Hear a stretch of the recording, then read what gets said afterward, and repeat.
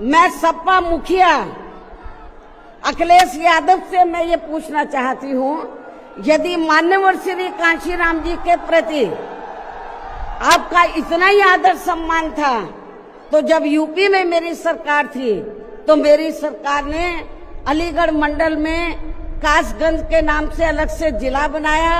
उस जिले का नाम मान्यवर श्री कांशीराम जी नगर के नाम से रखा था।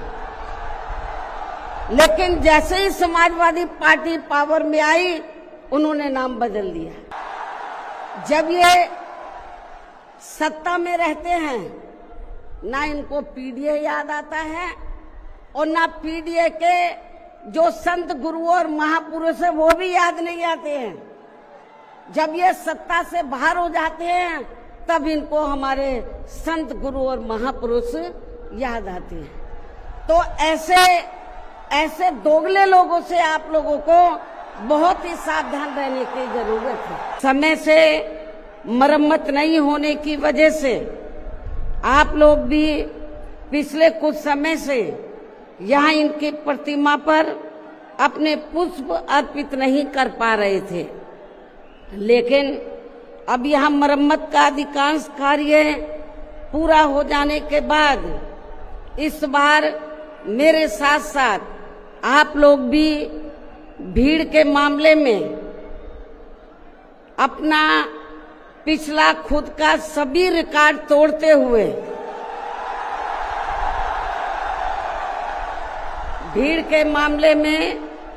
अपना पिछला खुद का सभी रिकॉर्ड तोड़ते हुए यहाँ लाखों की संख्या में इस स्थल पर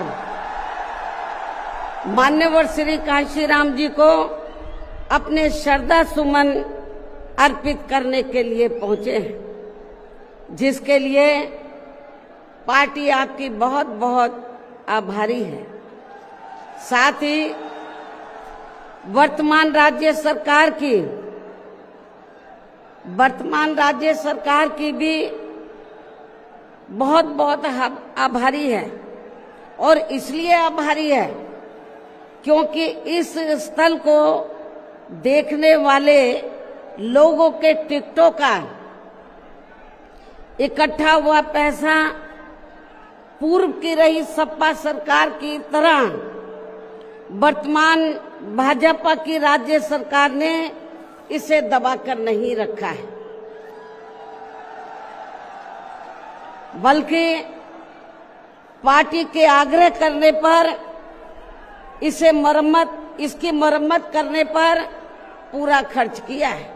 इस संबंध में मैं आप लोगों को ये बताना चाहती हूँ, जब यूपी में हमारी सरकार थी और ये मान्यवर श्री कांशीराम जी के आदर सम्मान में ये जो विशाल स्मारक स्थल जब बनाया गया था, तो हमने उसी समय हमारी सरकार ने ये व्यवस्था की थी कि हम देखने वालों के लिए इस पर हम टिकट की व्यवस्था करेंगे और इसका जो पैसा आएगा टिकट का, तो वो किसी और मद पर खर्च नहीं किया जाएगा, बल्कि जितने भी उत्तर प्रदेश की राजधानी लखनऊ में जो स्मारक बने हैं, पार्क बने हैं, तो उनके रख रखाव पर खर्च किया जाएगा।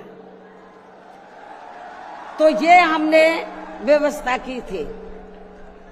लेकिन दुख की बात यह है कि जब वर्तमान भाजपा की सरकार से पहले यहाँ सपा की सरकार थी, तो सपा की सरकार ने उस टिकट के पैसे को दबा कर रखा, एक पैसा खर्च नहीं किया इनके रख रखाव पर, और हालत बड़ी जर्जर हो गई थी स्थलों की।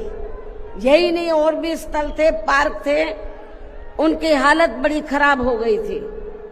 तो तब मैंने उत्तर प्रदेश के मुख्यमंत्री जी को ये कहा, लिखित चिट्ठी के जरिए उनसे रिक्वेस्ट किया कि हम आपसे ये नहीं कहते कि दूसरे मद का पैसा आप इनके रख रखाव पर लगाओ, तो जो देखने वालों का टिकटों का पैसा काफी बड़ी तादाद में इकट्ठा हो गया है गवर्नमेंट के पास, उस पैसे को इनके रखरखाव पर लगाया जाए। तो उत्तर प्रदेश की वर्तमान भाजपा की सरकार ने इस मामले को दिखवाया पूरा, और उसके बाद उन्होंने हमें कमिट किया, प्रॉमिस किया कि हम जो भी पैसा टिकटों को आया है हम दूसरे मत पे नहीं लगाएंगे, बल्कि इन स्थलों के रखरखाव पर लगाएंगे। उन्होंने ये लगाया, इसलिए हमारी पार्टी उनकी आभारी है। लेकिन वही दूसरी तरफ समाजवादी पार्टी की जब यूपी में सरकार थी और ये स्थल बन चुके थे, तो उन्होंने इनके रखरखाव पर कोई पैसा खर्च नहीं किया, टिकटों का पैसा दबा कर रख लिया। लेकिन जब अब वो सत्ता से बाहर है समाजवादी पार्टी, तो अभी 2-3 दिन पहले वो मीडिया में खबर छपवा रहे थे कि हम मान्यवर श्री कांशीराम जी के सम्मान में संगोष्ठी करेंगे। लेकिन जब वो सरकार में रहते हैं तो ना उन्हें पीडीए याद आता है और ना मान्यवर श्री कांशीराम जी की जयंती और ना ही पुण्यतिथि उनको याद आती है सरकार में रहकर।